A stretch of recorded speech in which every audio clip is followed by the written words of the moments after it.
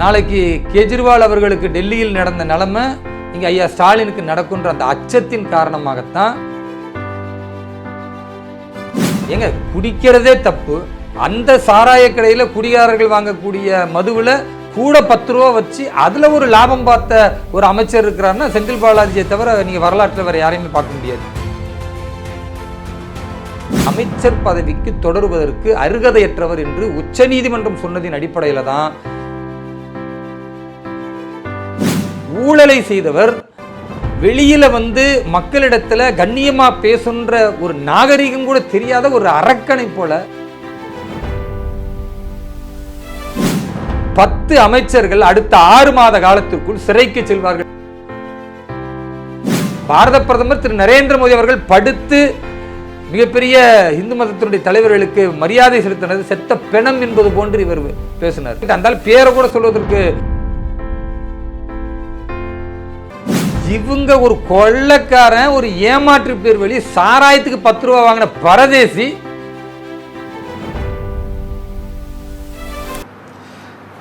தமிழ்நாடு அமைச்சரவையிலிருந்து பொன்முடி, செந்தில் பாலாஜி அமைச்சர்கள் 2 பேரும் நீக்கப்பட்டிருக்காங்க. இது தொடர்பாக நம்முடன் பேசுவதற்காக பாஜக சிறுபான்மை அணியின் தேசிய செயலாளர் திரு வேலூர் இப்ராஹிம் அவர்கள் இணைந்தார். வணக்கம் சார். வாழ்க வளமுடன் சார். செந்தில் பாலாஜி நீக்கம் அதற்கு ஒரு விதமான காரணம் இருக்குது, பொன்முடி விடுவிப்பு அதுக்கு வேறு விதமான காரணம் இருக்குது. இந்த 2 பேரும் தேர்தல் நடக்கக்கூடிய ஓராண்டு இருக்கக்கூடிய சூழலில் அமைச்சர் பதவியிலிருந்து விடுவிக்கப்பட்டிருக்கிறத நீங்கள் எப்படி பார்க்குறீங்க சார்? 2 பேருமே விடுவிக்கப்பட்டது என்பது அந்த வார்த்தை தவறானதாக நான் பார்க்குறேன். ஏன்னா விடுவிக்கப்படலை. உச்சநீதிமன்றமும் உயர்நீதிமன்றமும் விடுவிக்காவிட்டால் என்ன நடவடிக்கை எடுப்போம் அப்படின்ற விஷயத்தை சொன்னதுனால அந்த கண்டனத்திற்கு பயந்து, கடும் போக்கிற்கு பயந்து, வேறு வழி இல்லாமல் இந்த 2 பேரை கட்சியிலிருந்து எப்படி நீக்கினாரோ பொன்முடியை, அந்த மாதிரி ஆட்சி அதிகாரத்திலிருந்தும் பொன்முடியை நீக்கியிருக்கிறார். செந்தில் பாலாஜியுமே ஆட்சி அதிகாரத்திலிருந்து நீக்கியிருக்கிறார். மற்றபடி இவர்கள் என்னமோ பெரிய மனசு இவர்கள்லாம் ஊழல் குற்றவாளிகள் தான், அது நமக்கு எல்லாருக்குமே இப்போ தெரியுது, அதனால் இவரை நீக்கிக்கிறோம் அப்படின்னு நீக்கினாங்களா? அப்படிலாம் கிடையாது.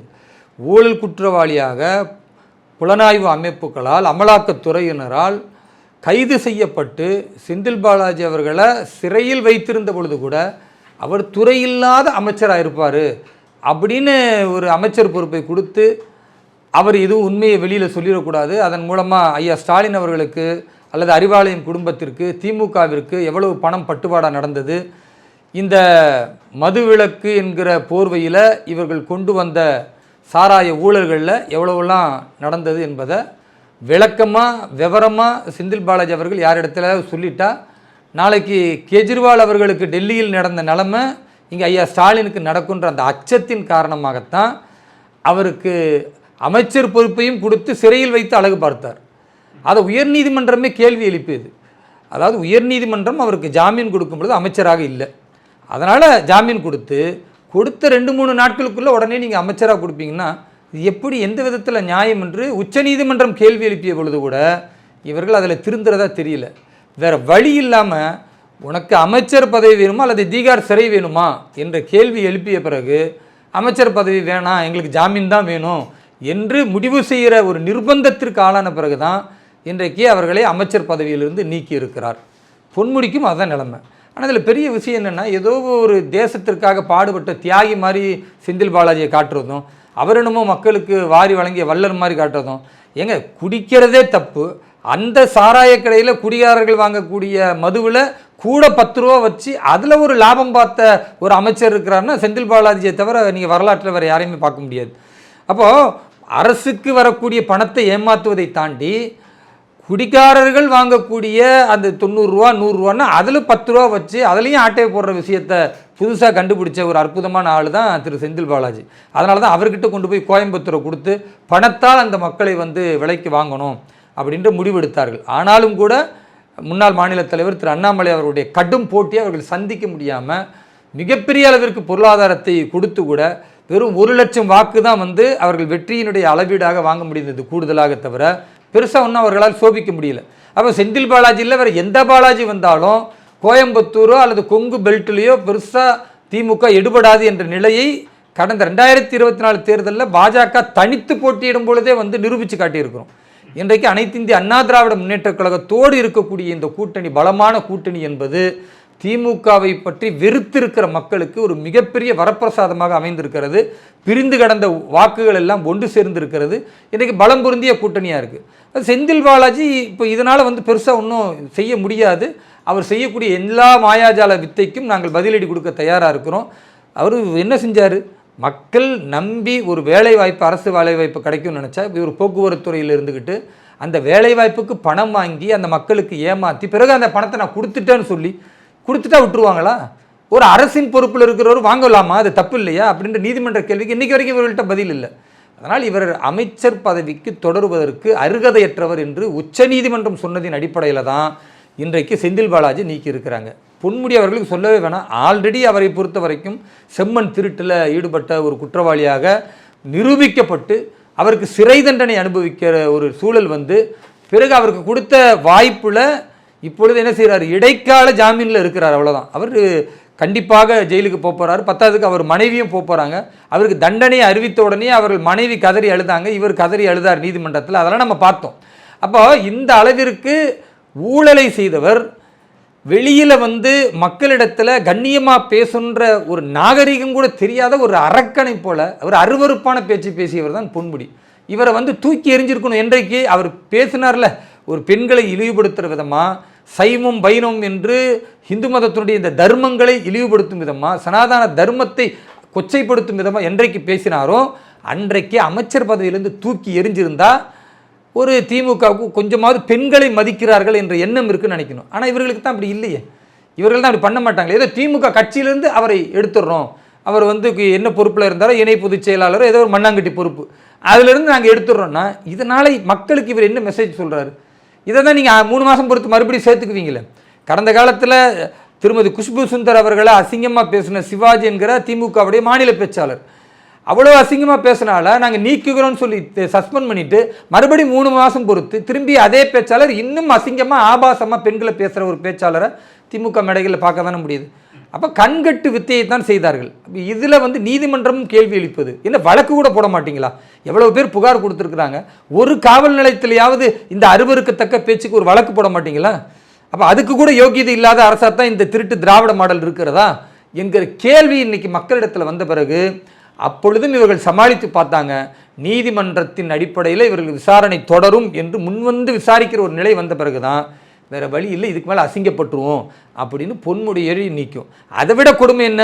நீங்கள் பார்த்தீங்கன்னா இப்போ துரைமுருகன் அவர்களுடைய வழக்கு 6 மாதத்தில் முடிக்கணும்னு சொல்லி கடந்த காலத்தில் இவர்கள் கீழமை நீதிமன்றத்தில் என்னெல்லாம் தகுதித்தம் பண்ணாங்க அப்படின்றத கண்டுகொண்டு இன்றைக்கு உயர் நீதிமன்றம் காலக்கெடு கொடுத்து இதை விசாரித்து முடிக்கணும் அப்படின்னு. என்ன அர்த்தம்? 6 மாதத்துக்கு பிறகு நம்முடைய துரைமுருகன் இருக்கிறார்ல, இன்னைக்கு இருக்கக்கூடிய திமுகவுடைய அமைச்சர், அவர் சிறைக்கு போக போகிறார். அந்த வரிசையில் அடுத்து பார்த்தீங்கன்னா MRK பன்னீர்செல்வம், அவரும் அதே லிஸ்ட்டில் வராரு.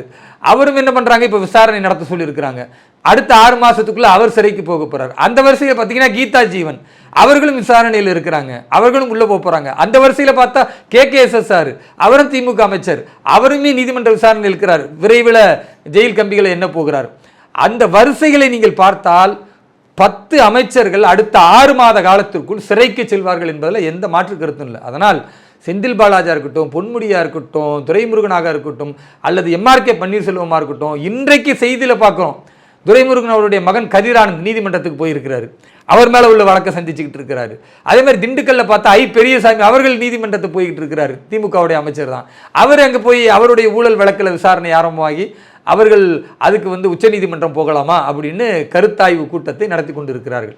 ஒட்டுமொத்த திமுகவும் கொள்ளையடித்த பணத்தை எங்கே வைக்கணும்னு தெரியாமல் மாட்டிக்கிட்டு விழி பிதுங்கி இன்றைக்கு மக்களிடத்தில் அசிங்கப்பட்டு அதிமுக பாஜகவுடைய இந்த அற்புதமான கூட்டணி அமைந்த பிறகு இவர்கள் ஒரு பக்கம் வயிறறிந்து கொண்டிருக்கிறார்கள், இன்னொரு பக்கம் அஞ்சி நடுங்கி வேறு வழி இல்லாமல் சிறைக்கு போக தயாராகி கொண்டிருக்கிறார்கள். அதனால் இந்த நிலையில் அமைச்சரவை மாற்றம் என்பது ஏதோ திமுக தலைவர் நம்முடைய தமிழக முதல்வர் ஐயா ஸ்டாலின் ஏதோ மனசு மாற்றலை, அசிங்கப்பட்டு வேறு வழி இல்லாமல் தான் இந்த மாற்றம் நிகழ்கிறதே தவிர இதில் ஒரு பெரிய அதிசயம் கிடையாது. நீங்கள் பார்த்தீங்கன்னா இதில் யாருக்கெல்லாம் முக்கியத்துவம் கொடுக்குறாங்க அப்படின்னு பார்த்தா கன்னியாகுமரியில் ஒருத்தர் இருக்கிறாரு, அவர் தூக்கிட்டு பால்வளைத்துறை அமைச்சராக மீண்டும் போடுறாங்க. எதுக்கு போடுறாங்க?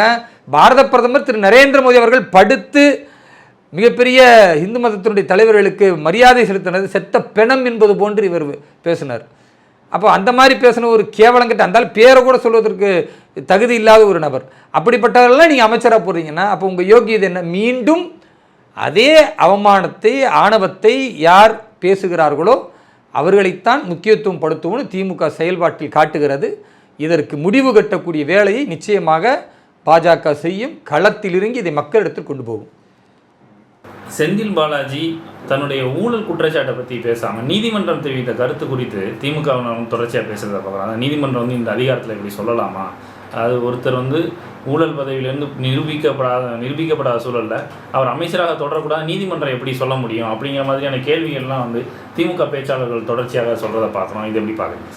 நாட்டின் முதல் குடிமகனாக இருக்கக்கூடிய குடியரசுத் தலைவரையே இந்த நீதிமன்றம் வந்து ஒரு சட்டத்தை போட்டு இதில் 3 மாதத்துக்குள்ளே நீங்கள் இதை கொடுக்கணும் அப்படின்ற ஒரு தீர்ப்பை வழங்குகிறார்கள் என்றால் அதை வரவேற்கக்கூடியவர்கள், கைகட்டி சிரிக்கக்கூடியவர்கள், இனிப்புகள் வழங்கி நாங்கள் ஏதோ பெருசாக சாதிச்சிருன்னு சொல்லக்கூடியவர்கள், இவங்க ஒரு கொள்ளைக்காரன், ஒரு ஏமாற்று பேர் வழி சாராயத்துக்கு 10 ரூபா வாங்கின பரதேசி, இந்த மாதிரி ஒரு அயோக்கியனுக்கு கொடுத்த தீர்ப்பில் வந்து பார்த்தீர்களா நீதிமன்றத்துக்கு இந்த அதிகாரம் இருக்கான்னா, நீதிமன்றத்திற்கு 2 பாராளுமன்ற அவைகளில் முறைப்படி இயற்றப்பட்ட சட்டம், அந்த சட்டம் அதற்கு அடுத்ததாக குடியரசுத் தலைவரிடத்தில் செல்கிறது, குடியரசுத் தலைவருடைய ஒப்புதல் கிடைக்கிறது. அப்படிப்பட்ட சட்டத்தையே வந்து நாங்கள் இந்த சட்டத்தை பரிசீலிப்போம், திரும்பி பரிசீலிங்கன்ட்டு நீங்கள் வந்து பாராளுமன்றத்துக்கு மறுபடி திருப்பி அனுப்புவதும், சொலிசிட்டர் ஜெனரல்கிட்ட மறுபடி கேள்வி கேட்டு நாங்கள் வந்து அதற்கு 1 வாரம் டைம் கேட்டு இப்போ மறுபடி அந்த ஆவணத்தை வக்ஃபு திருத்த சட்டத்திற்கு கொடுத்துருக்குறோம். அப்போ இதுக்கெல்லாம் வந்து நீங்கள் வந்து நீதிமன்றம் அற்புதமாக போயிட்டு இருக்கு, சரியான கேள்விகளை கேட்டிருக்கு, சரியான முறையில் வந்திருக்கு. அப்போ உங்களுக்கு என்ன, மத்திய அரசுக்கு எதிராக அல்லது மத்திய அரசு கொண்டு வந்த சட்டங்கள் சம்பந்தமாக சில விளக்கங்களை உச்சநீதிமன்றமோ உயர்நீதிமன்றமோ கேட்டால் அது வந்து திமுகவுக்கு கொண்டாட்டமாக இருக்குது. ஆனால் ஒரு கொள்ளைக்காரன் ஏமாற்று பேர் வழி மக்களுக்கு வந்து வேலை வாய்ப்பை தரேன்னு சொல்லி பணத்தை வாங்கிட்டு அதை வேலை வாய்ப்பையும் கொடுக்காம பிறகு சட்டம் பிரச்சனையானதுனால பணத்தை திருப்பி கொடுத்து பதுங்கின ஒரு அயோக்கிய பேர் வழி, அந்த செந்தில் பாலாஜிக்கு வந்து நீதிமன்றம் சொன்ன இந்த விஷயத்தில் வானளாவிய எப்படி அதிகாரம் வந்ததுன்னு நீதிமன்றத்தை பார்த்து கேட்பது இவர்களுடைய கண்களை பொறுத்த வரைக்கும் ஒரு கண்ணில் சுண்ணாம்பு ஒரு கண்ணில் வெண்ணென்ற கதையாக இருக்குது. அதனால் பச்சோந்திகளாக மாறக்கூடிய ஒரு நிலையில் தான் இன்றைக்கு திமுக இருந்து கொண்டிருக்கிறது. இந்த சூழலை மக்களும் பார்த்து திமுகவை எள்ளி நகையாடுகிறார்கள். இந்த மாதிரியான அரசியல் செய்வதை விட வேற ஏதாவது பண்ணலான்னு சொல்கிறாங்க. அதனால் திமுகவினர் கொஞ்சமாவது திருந்த வேண்டும், அல்லது அவர்களை திருத்த வைக்க வேண்டிய வேலையை நிச்சயமாக 2026க்கு பிறகு மக்கள் செய்வார்கள். இல்லை, இது வந்து ஒரு தனி மனித உரிமையை வந்து நீதிமன்றமே தடுக்குது அப்படிங்கிற மாதிரியான ஒரு விமர்சனம் நேற்று முதல் வந்து தொடர்ச்சியாக வைக்கப்படுது. அதனால என்னங்க தனி மனித உரிமை? நீங்கள் வந்து மக்களின் பணத்தை ஏமாற்றி வாங்கினது செந்தில் பாலாஜி என்ற தனி மனிதரா அல்லது அமைச்சராக இருந்து வாங்கினாரா? அவர் தனி மனிதனாக வாங்கியிருந்தால் நீங்கள் அதை பேசுங்க. அமைச்சராக இருந்து வாங்கியிருக்கிறார், அப்போ அது எப்படி தனி மனிதனாகும்? அதே போன்று இன்றைக்கு அமலாக்கத்துறை வந்து ரெய்டு பண்ணி மீண்டும் அவர் எந்த அளவுக்கெல்லாம் வந்து பணப்பரிவர்த்தனை நடந்திருக்கு, என்ன மாதிரியான தவறான விஷயங்கள் என்பதை ஆதாரத்தோடு சொல்லி மீண்டும் கைது செய்திருக்கிறார்கள். கைது செய்த பிறகு அந்த சாட்சிகளை எல்லாம் நீங்கள் அளிப்பதற்கான நிறைய வாய்ப்பு இருக்கிறது. ஏன்னா நீங்கள் அமைச்சர், உங்களுக்கு எதிராக கம்ப்ளைண்ட் பண்ணவங்க எல்லாம் உங்கள் துறை கீழே இருக்கிறான், உங்கள் ஆட்சி அதிகாரத்துக்கு கீழே இருக்கிறான். அவன் எப்படி வந்து ஒரு அரசு பணியில் இருக்கக்கூடியவர் வந்து தைரியமாக சொல்லுவாரா? நீங்கள் தான் அமைச்சர் பொறுப்பில் இருக்கிறீங்களே, நீங்கள் தான் எல்லா சர்வ வல்லமை பண்ண பணம், பதவி, ஆளுமை, அதிகாரம், அகம்பாவம் எல்லாத்துலேயும் இருக்கிறீங்களே. அப்படி இருக்கிற இவர்களை மீறி வந்து ஒரு அரசு அதிகாரி சொன்னால் அவர் நிலைமை என்ன ஆகும்? அப்போ இது ஒரு நியாயமான போக்கு. இப்படிப்பட்டவர்கள் ஆட்சி கட்டிலில் தொடரக்கூடாதுன்னு நீதிமன்றம் சொன்னால் அதில் நியாயம் இருக்கிறது, நீதி இருக்கிறது என்று பார்க்கணுமே தவிர இவர்கள் சும்மா ஒரு ட்ரெண்ட் செட்டிங் பண்ணுறதோ அல்லது இவர்களாக ஒரு செய்தியை பிம்பப்படுத்தி விட்டு அது எல்லாரும் மக்கள் பேசுகிறாங்க அப்படின்ற மாதிரி செய்வது என்பது அது ஏற்புடையதல்ல. மக்கள்கிட்ட அந்த மாதிரி கருத்துக்களே கிடையாது.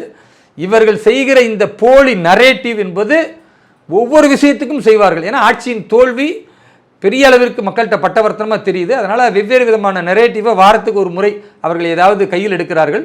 அது அத்தனையும் உடைக்க வேண்டிய, சுக்குநூறாக அடித்து நொறுக்க வேண்டிய வேலையை பாஜக செய்து கொண்டே இருக்கிறது. 1000க்கும் அதிகமான சாட்சியில் வந்து விசாரிக்க வேண்டிய ஒரு சூழல் இருக்குது இந்த வழக்கில் அப்படின்னு வந்து சொல்லியிருக்காங்க. இப்போ செந்தில் பாலாஜி அமைச்சராக இருக்கக்கூடிய காலகட்டத்தில் நிறைய பேர் வந்து நேரில் ஆஜராகி தங்களுடைய வாதங்களை தெரிவிக்கல, அதுக்கு முன்னாடி தெரிவித்தாங்கன்னு சொல்லியிருக்காங்க. இப்போ செந்தில் பாலாஜி அமைச்சர் பதவியை நீக்கினா கூட தமிழ்நாடு அரசுங்கிற திமுக அரசாக தானே இருக்குது. அப்படிங்கும்போது இவர்கள் தைரியமாக வந்து சாட்சி சொல்லுவாங்க, நீங்கள் பார்க்குறீங்க? அடிப்படையில் சாட்சி சொல்லக்கூடியவர்களுக்கு ஒரு நம்பிக்கையை தரணும். நம்பிக்கை இருந்தால் தான் வருவாங்க. என்ன நம்பிக்கை இருக்கணும்?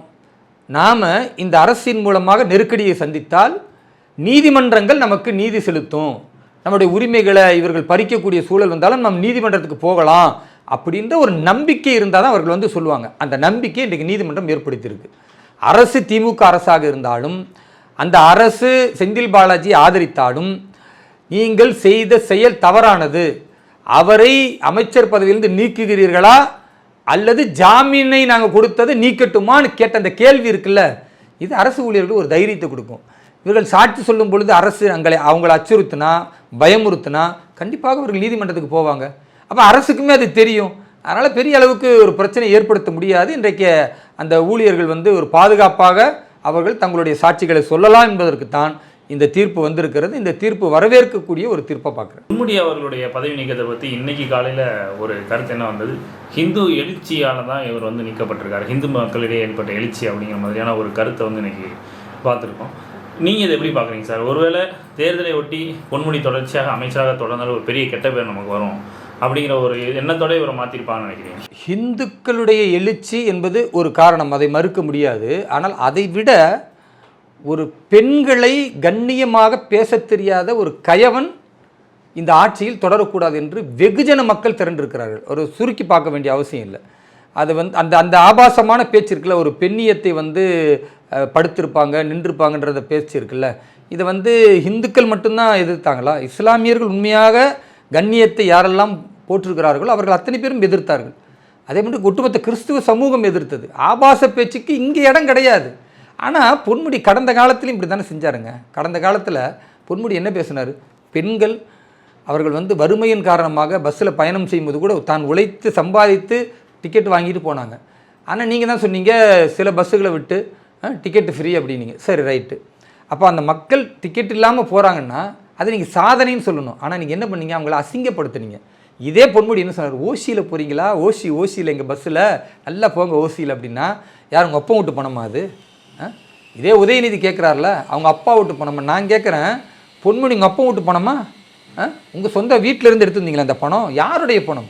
மக்களின் வரி பணம். தமிழக மக்களின் வரி பணத்தில் பெண்களுக்கு நீங்கள் இலவச பயணம்ன்றீங்க. அந்த பயணமே 100 பஸ் போச்சுன்னா அதில் ஒரு 5 பஸ்ஸு தான் இலவச பயணத்துக்கு, அதுவும் ஏழைப்பாளைகள் பெண்கள் நின்றுக்கிட்டு காத்துக்கிட்டு இருக்கிறாங்க. அப்படியும் கஷ்டப்பட்டு போகிற அந்த பயணத்தை கூட ஓசி பயணம் என்று சொல்லுகிறதுக்கு யோக்கியதை இருக்கா? ஏன்னா இவர்கள் இப்படி தான் பேசுவாங்க. அதே துரைமுருகனுடைய மகன் பாருங்கள், கதிரானந்த், அவர் ஒரு பாராளுமன்ற உறுப்பினர். அவர் என்ன பேசினார் தேர்தல் பிரச்சாரத்தில்? நாங்கள் 1000 ரூபா கொடுக்கணும்ல, இன்னும் 1000 ரூபா இவங்க அப்பா வீட்டு பணத்துலேருந்து கொடுக்குற மாதிரி. துரைமுருகனை வந்து பணம் கொடுத்தாரு, அவராக கொடுத்தாரு? நான் கேட்குறேன். அவர் சொல்கிறது என்ன? 1000 ரூபா நாங்கள் கொடுக்குறோம்ல, அதில் லிப்டிக் வாங்கிக்கிங்க, பவுடர் பூசிக்கிங்க. பெண்களை என்ன நினைக்கிறாங்க இவங்க? பெண்களை ஒரு போகப் பொருள் நினைக்கிறாங்களா? பெண்கள் அழகு சாதனத்தை பயன்படுத்துவதற்கு தான் இந்த 1000 ரூபா வாங்குறாங்களா? அதுக்கு தான் நீங்கள் கொடுக்குறீங்களா? என்ன நினைக்கிறீங்க நீங்கள்? அப்போ திமுகவுடைய மனநிலையே பெண்களுக்கு எதிராக பாலியல் ரீதியான மனநிலை இருக்குது. அதனால தான் ஒரு பாலியல் குற்றவாளி கூட திமுக காரனாக இருக்கிறான். பல்கலைக்கழகத்தில் கைது செய்யப்பட்டவன் யார்? அவன் ஒரு பாலியல் குற்றவாளி. அவன் யார்? அவன் திமுக காரன். அதே உதயநிதியிலேருந்து மா சுப்பிரமணியம் வரைக்கும் எல்லாரோடையும் நெருக்கமாக இருந்து புகைப்படத்திலிருந்து காரி துப்பி தமிழ்நாடே கேட்டுச்சு, இவ்வளவு கேவலமான ஒரு ஆட்சி செய்யக்கூடிய திமுக ஆட்சியை நாங்கள் புறக்கணிக்கிறோம். நாங்கள் இப்போ எல்லா விதத்திலுமே நீங்கள் வந்து பார்த்தீங்கன்னா அது பொன்முடியாக இருக்கட்டும் அல்லது மற்ற யாராக இருந்தாலும் கண்ணியமாக பேசுவதற்கு இவர்களுக்கு தெரியல. ஆபாச பேச்சும் அருவருக்கத்தக்க பேச்சும் மரியாதை இல்லாமல் ஒருமையில் பேசுகிறதும் இதுதான் திமுகவுடைய பண்பாடு. அந்த திமுகவுடைய அநாகரிகமான ஒரு போக்கு என்பது தமிழக அரசியலில் இனிமே எடுபடாது. இந்த 2 அமைச்சர்களுடைய மாற்றம் இல்லை தொடர்ச்சியாக நீங்கள் சொல்லக்கூடிய ஊழல் வழக்கு விசாரணை தேர்தலில் எந்த மாதிரியான தாக்கத்தை ஏற்படுத்தும்? இவர்களை மாற்றாவிட்டாலும் நிச்சயமாகவே மக்கள் வெறுப்பில் தான் இருக்கிறாங்க. இன்றைக்கி தொழிலதிபர்களாக இருக்கட்டும் அல்லது காவல்துறையினரை சார்ந்தவராக இருக்கட்டும் அல்லது அரசு பணியாளர்களாக இருக்கட்டும் அல்லது ஆசிரிய பெருமக்களாக இருக்கட்டும் அல்லது கூலி தொழிலாளர்களாக இருக்கட்டும், கட்டிடம் கட்டக்கூடியவர்களாக இருக்கட்டும் அல்லது கட்டிடத்துக்கு இந்த கான்ட்ராக்ட் எடுத்து நடத்தக்கூடியவர்களாக இருக்கட்டும், எல்லாருமே என்ன பார்க்குறாங்கன்னா எல்லா துறையிலையும் எங்களை பணத்தை பறிக்கிறாங்க, 1க்கு 4 மடங்கு கேட்குறாங்க, லஞ்சத்தை கேட்டு உயிரை வாங்குறாங்க, ஒரு பர்மிஷன் வாங்க முடியல, ஒரு கட்டடம் கட்ட முடியல, ஒரு கல் வாங்க முடியல, ஒரு மண் வாங்க முடியல, எல்லாத்துலேயும் ஊழல், எல்லாத்துலேயும் பணம். அதெல்லாம் இல்லாமல் ஒரு பக்கத்தில் ரியல் எஸ்டேட் சொல்லி அடுத்தவருடைய நிலங்களை எல்லாம் பறிப்பது, இது எல்லாமே அளவுக்கு அதிகமாக போய் இந்த துறை தான் என்று இல்லாமல் எல்லா துறையும் குறிப்பாக அரசு அதிகாரிகள் எல்லாம் அல்லது அரசு ஊழியர்கள்லாம் திமுகவை ஆதரிப்பாங்கன்ற நிலைமை இருந்துச்சு. இப்போ அதுவுமே திமுகவுக்கு எதிராக மண்ணா போச்சு. ஜாக்டோஜி எல்லாம் அறிவிச்சிருக்கிறாங்க. அடுத்து எதிர்க்கட்சி தலைவராக திரு ஸ்டாலின் உட்காருவார். அதற்கு ஜாக்டோஜி என்ற இந்த அரசு ஊழியர்கள் தான் அந்த வேலையை நாங்கள் செய்ய போகிறோம் பகிரங்கமாக அவங்க அறிவிச்சிருக்கிறாங்க. ஏன் அரசு ஊழியர்கள் சொன்ன வாக்குறுதியெல்லாம் நிறைவேற்றலை? காவலர்களுக்கு வந்து பணியில் முடிஞ்ச பிறகு நாங்கள் ஓய்வூதியம் பழைய ஓய்வூதிய திட்டத்தை கொண்டு வரலை. 7 வருஷத்தில் இருக்கிற கிரேட் 1 கிரேட் 2 இந்த அதிகாரிகள்லாம் அதுக்கு அடுத்த பொறுப்பில் நாங்கள் மாற்றுவோம் 7 வருஷத்துக்கு பிறகுன்னு சொன்னாங்க. காவல்துறைக்கே அல்வா கொடுத்துட்டாரு. இன்றைக்கி காவல்துறை மானியம் நடந்துக்கிட்டு இருக்கு நம்ம பேசுகிற அன்னைக்கு. ஆனாலும் என்னாச்சு, காவல்துறை கண்காணிக்க முடிகிற ஒரு சூழலில் எங்கெல்லாம் சிசிடிவி கேமரா வைப்பார்களோ சிசிடிவி கேமராலாம் பழுது. அதை சரி செய்யறதுக்கு இங்கே வக்கீல் இந்த ஆட்சிக்கு. அதே மாதிரி ஆசிரியர் பெருமக்கள்லாம் ரோட்டில் போராடுறாங்க. அதை அவர்கள் நிவர்த்தி செய்ய முடியல. அதை விட கொடுமை, ஆசிரியர் பெருமக்களை சிறைக்கு தள்ளுகிறார்கள். அவ்வளோ பெரிய நெருக்கடி சந்திக்கிறாங்க. இப்படி எண்ணற்ற பிரச்சனைகள் இருக்குது. பல்கலைக்கழகத்தில் வேலை செய்கிற தற்காலிக ஊழியர்னு சொல்லி தற்காலிக ஊழியரே 30 வருஷமாக வேலை செஞ்சுருப்பாங்க. அவங்கள இன்னுமே பர்மனன்ட் பண்ணல. அப்போ இந்த மாதிரி நிறைய கௌரவ ஆசிரியர்கள், கௌரவ பேராசிரியர்கள் என்று தமிழகத்தினுடைய பல அரசு கல்லூரிகளில் நீண்ட நாளாக உழைத்து கொண்டிருக்கக்கூடியவர்களுக்கு அந்த அரசு பணியை சரியான முறையில் ஆவணப்படுத்தாமல் இன்றைக்கும் 20 வருஷம் 30 வருஷம் என்று அந்த அரசு கல்லூரிகளில் இருக்கக்கூடிய நிறைய பேராசிரியர்கள் அவங்க பணி இல்லாமல் குறைந்த சம்பளத்தில் இன்றைக்கு கிடச்சிரும் நாளைக்கு கிடச்சிரும் ஏமாந்து போய் கொண்டிருக்கிறார்கள். இப்போ இவ்வளவு கொதிப்பும் திமுகவுக்கு எதிராக இருக்கும் பொழுது பத்தாததுக்கு மக்கள் காமன் பீப்புள்னு சொல்லக்கூடிய சாதாரண மக்கள், அடித்தட்டு மக்கள் விலைவாசி உயர்விலிருந்து இவர்கள் அடிக்கிற கொள்ளையின் கொட்டம் தாங்க முடியாமல் கொதிச்சு போயிருக்கிற நேரத்தில் அத்தனையுமே திமுகவுக்கு எதிரான வாக்குகளாக மாறும். அதிமுக பாஜகவுடைய அற்புதமான இந்த கூட்டணி தமிழகத்தில் ஆட்சி அமைத்து 2026 நாங்கள் மக்களுக்கு எதை செய்ய போகிறோம் என்பதை எங்களுடைய தேர்தல் அறிக்கையில் சொல்லுவோம், சொல்லுவதை செய்வோம். தேர்தல் அறிக்கையில் எதெல்லாம் திமுக சொன்னாமல் ஏமாத்தினாங்க என்பதையும் எங்களுடைய தேர்தல் பிரச்சாரத்தில் முன்வைப்போம்.